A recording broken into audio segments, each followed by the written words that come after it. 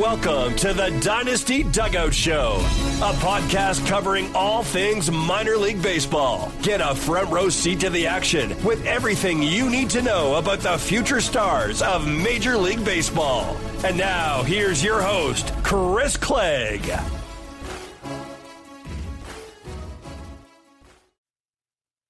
Good morning and welcome to the show.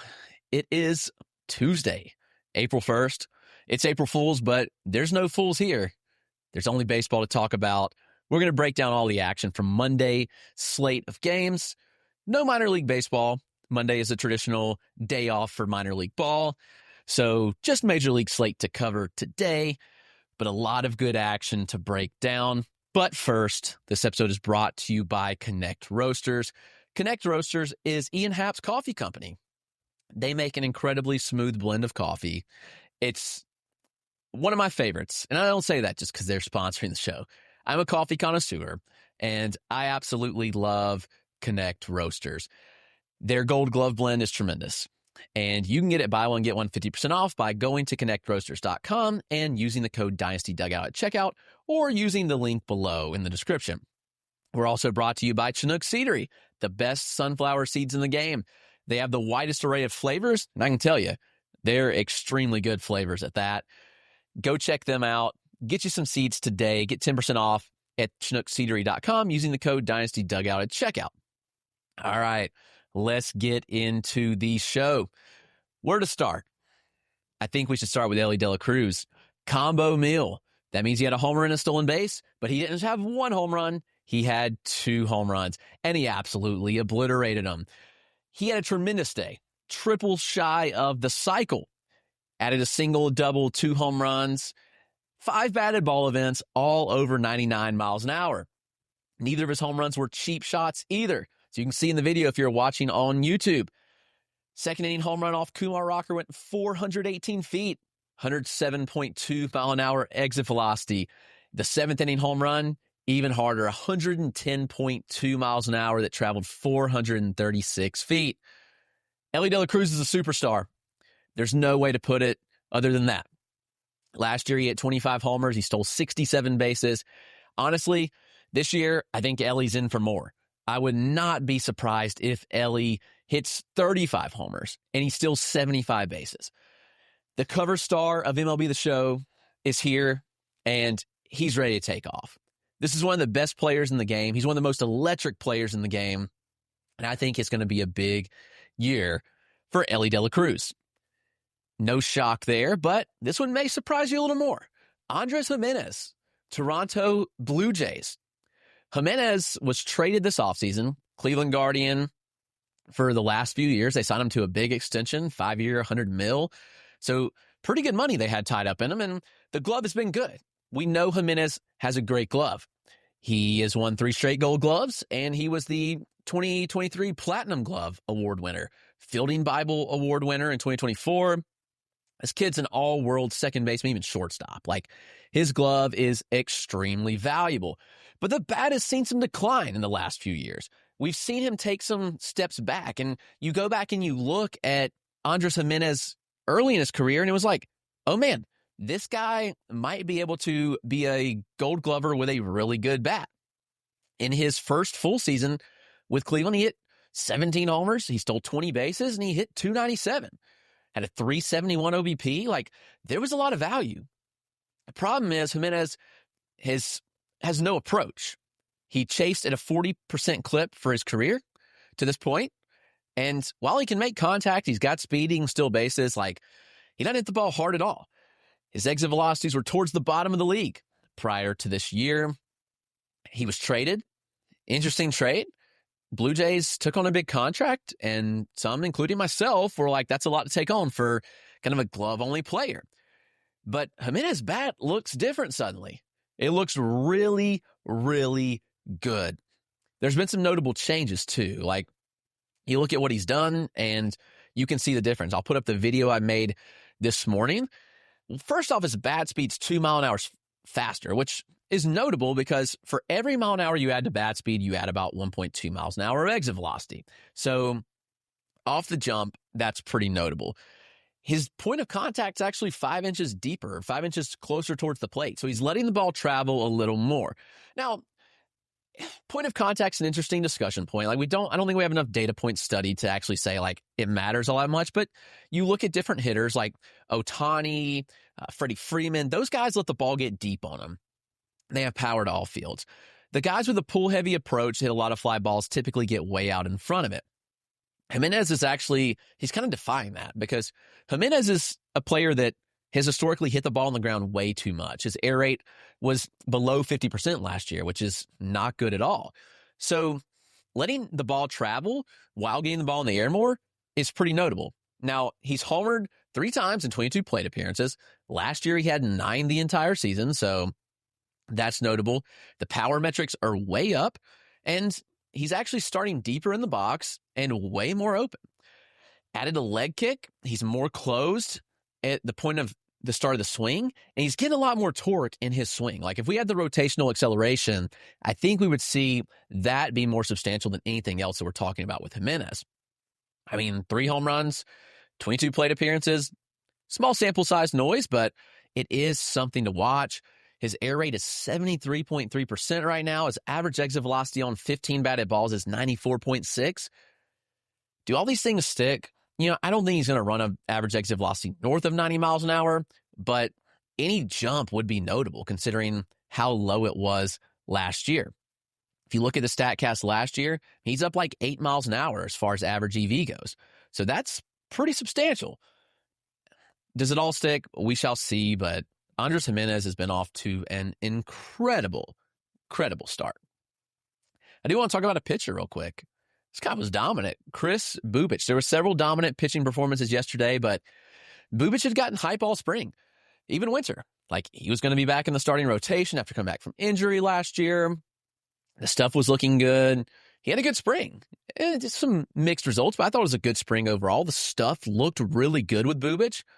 And yeah, he did exactly what everyone hoped he would do.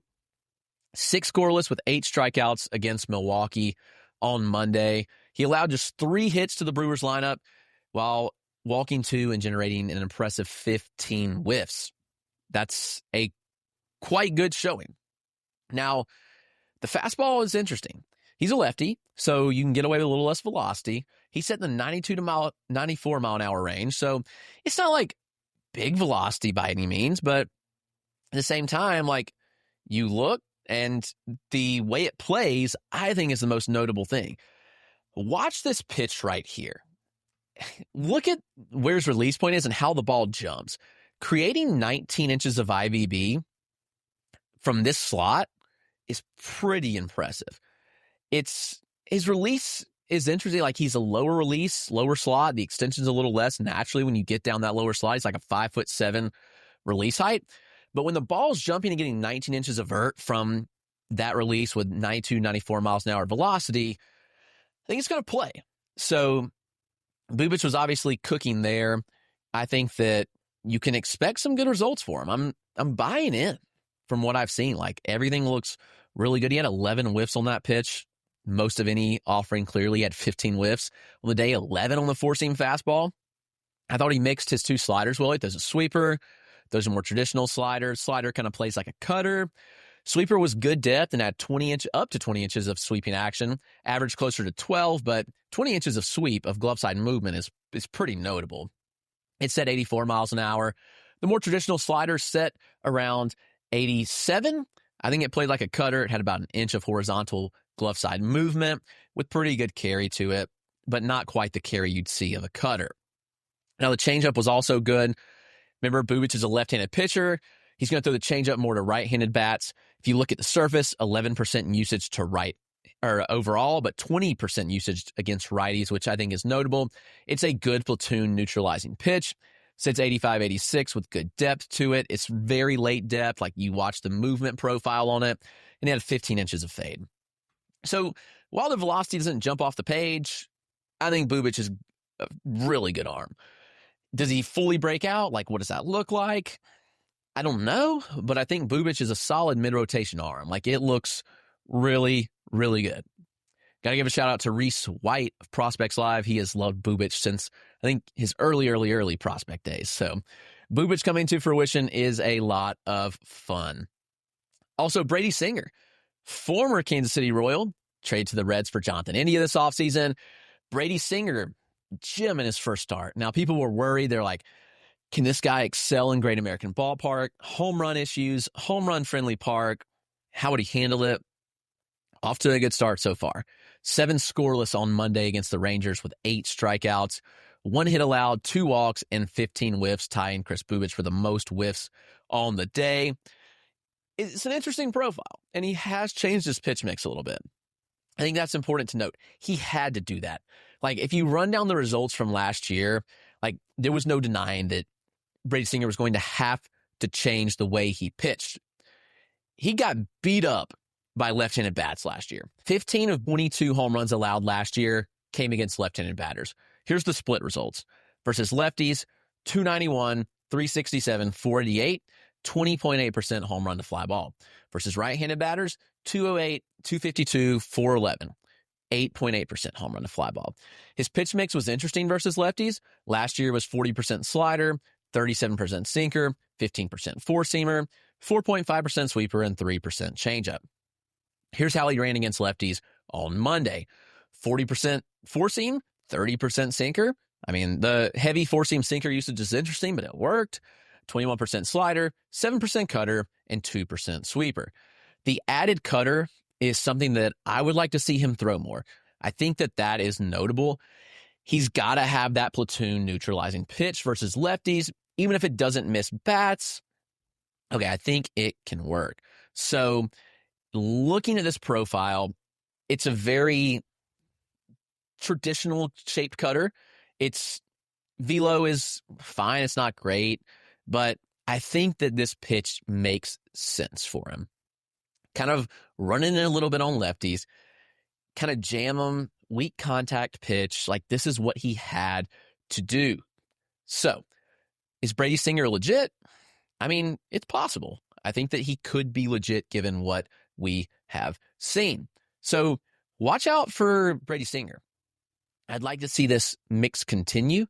And if it does, if he continues to throw more cutters and more platoon neutralizing pitches, then all of a sudden I'm in. I think Singer could be a very good pitcher despite pitching in a very hitter-friendly ballpark. So Brady Singer, Cincinnati Reds. Got to give a shout out to Martin Perez. The White Sox are 2-2. They sit atop the AL Central. Who would have guessed it? 4 games in, the White Sox look really, really good. He had a great day yesterday. 6 scoreless, 9 strikeouts. He did it while not throwing a single pitch over 90 miles an hour. That's wild. But Perez was dominant, and he looked the part. He uses cutter. The pitch mix is different. I think that's notable. Cutter usage 34% of the time is about 22% last year. And his changeup, he used 29% of the time after using it, also around 22% of the time. The four-seam usage went down. That's good to see. It's not a good pitch. So using your cutter and changeup more, maybe a recipe for success for Martin Perez. Maybe he has some deeper league appeal. We'll see. Carson Kelly for the cycle. The Cubs went off. I mean, they absolutely obliterated the Athletics in the new Sacramento Park. I mean, it looks like the ball's gonna fly there. Jacob Wilson homered. Like, there was a lot of good stuff that we saw, but Carson Kelly for the cycle. 4 balls in play, 4 balls over 100 miles per hour. 4th inning home run. He nearly left the yard again in the 5th inning. He had a shot that traveled 405 feet, which turned into a double. And in the 8th inning, Kelly completed the cycle. First time in Cubs history since 1993. That's wild to say. The Cubs have not had a cycle since 1993, but Kelly just did it. And it's funny that his triple actually went 405 feet, banged off the wall, and Kelly turned into a hustle triple to complete the cycle. Kelly looks like a viable catcher. I think he's going to get more than plate appearances than he's seen at any point of his career. His career high is 359. I'd bet on Kelly passing that. He looks comfortable. The approach looks good. He's making contact. Yeah. Kelly looks like a lot of fun. Kyle Tucker joining all in the fun too.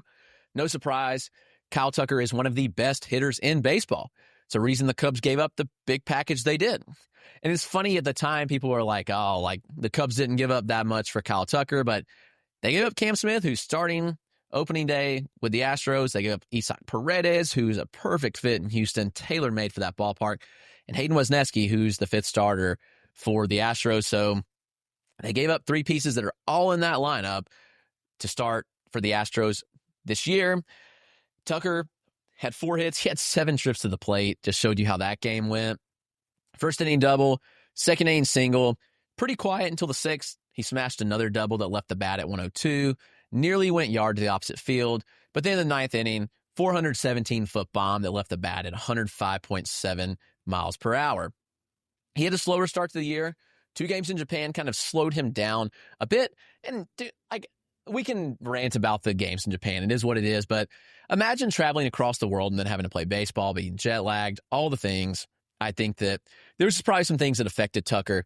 Comes back home, struggles for 2 games, but he's homered in 3 straight, 8 hits over that span. I'm putting it down on the table right now. Kyle Tucker has his first 30-30 season, 30 home runs, 30 stolen bases. First time in his career he does it this year. He's almost done it in the past, so it's not something that he can't do or we think's a reach, and it's not even outlandish to say. To say he's going to be 30-30 for the first time, it's not crazy. He had 30 home runs in 2022. He stole 25 bases. He had 29 home runs in 2023 and stole 30 bases. And last year, he was certainly pacing for it. He had 23 homers and 11 stolen bases in 78 games before he got hurt and it ended the season. So I think a healthy Tucker does it this year. 30-30, book it. Not a huge thing to say by any means, but yeah, I mean, it's what I'm expecting from Tucker this year. Several other players of note we'll just hit on real quick. You look at what happened yesterday. There were several others that had notable jumps. C.J. Abrams, hardest hit ball of his career. That was of note. He put up an exit velocity of 112.7. Adolis Garcia smoked one at 113.6. Christopher Sanchez, the velocity's still up. He had 15 whiffs. Tyler Glasnow, 13 whiffs. It was a traditional Glasnow start. He went 5 innings. He didn't allow any damage. He struck out, I think, 8 batters. I don't have it in front of me. I do want to confirm as I say that. 8 batters, yep. 2 hits, no runs, 3 walks. It was a Tyler Glasnow start if I've ever seen one. Teoscar Hernandez went deep, 436 feet. Michael Garcia homered again, 428 feet. Yeah, it was a pretty good day on the 14-game slate on Monday. What are we looking at and watching on Tuesday? Here's where you should tune in. Tommy's Harrington is making his pro debut, or MLB debut, I should say. Former walk-on at Campbell, drafted 36th overall after his sophomore year. He's facing off against the Rays, against Shane Baz. That should be a lot of fun. We got Will Warren against Corbin Burns in Yankee Stadium. Corbin Burns, obviously one of the best pitchers in baseball. We've got Will Warren, who had a dominant spring. That's of note. Shane Smith will make his first start in the majors with the White Sox, facing off against the Twins. That'll be a lot of fun. Chad Patrick's making his first major league start in the Brewers rotation. Hayden Wesneski's going against Logan Webb. Michael King's going against the Guardians. Casey Mize and Logan Gilbert will be a fun one to watch. I mean, Gilbert looked like an ace, like one of the best pitchers in baseball in his first start, and Casey Mize had a great spring. Let's see how that looks. And then the nightcap to end it, we'll have Chris Sale against Dustin May. On the AAA side, we're back in action tonight. There's some fun ones as well. Hurston Waldrop's pitching. He's had a kind of interesting drop in prospect rankings. Everybody hates Hurston Waldrop all of a sudden. I'm not saying it's not warranted, but I think that Waldrop has plenty of development still to be had and can be really good. 2 interesting pitchers, Zebby Matthews facing off against Will Dion. Will Dion of the Guardians. He's he pitches a lot like Clayton Kershaw. He mimics him to a T from the left side on the mound. And Zebby Matthews, obviously, big rise last year, good command, big fastball that's ticked up. Mike Burrows is throwing in for Indianapolis, AAA for the Pirates. He's one that's on the cusp of being a major leaguer. If health hadn't permitted, I think he'd already be a staple in that rotation. We got Joe Boyle against AJ Blueball. So Boyle of the Rays, Blueball of the Astros. 2 fun ones as well. Jake Bloss is pitching for the Blue Jays. I'd expect Bloss to get the call in the next 2 weeks. He's looked great all spring. He pitched stellar in spring breakout. Scherzer's on the shelf. I think Blas probably gets the call pretty soon. Yariel Rodriguez is another candidate, but I'd watch Blas tonight. I think he'll be on the mound for the Blue Jays very, very soon. That's what to watch for today. Be sure to tune in tomorrow as we'll break down all the AAA action you need to know, plus the majors. But this has been another edition of the Dynasty Dugout Show. Thanks for tuning in. Be sure to subscribe and like the video if you enjoyed it, and subscribe on your favorite podcast platform. Thank you for all the support. Love and appreciate you all. Have a great Tuesday.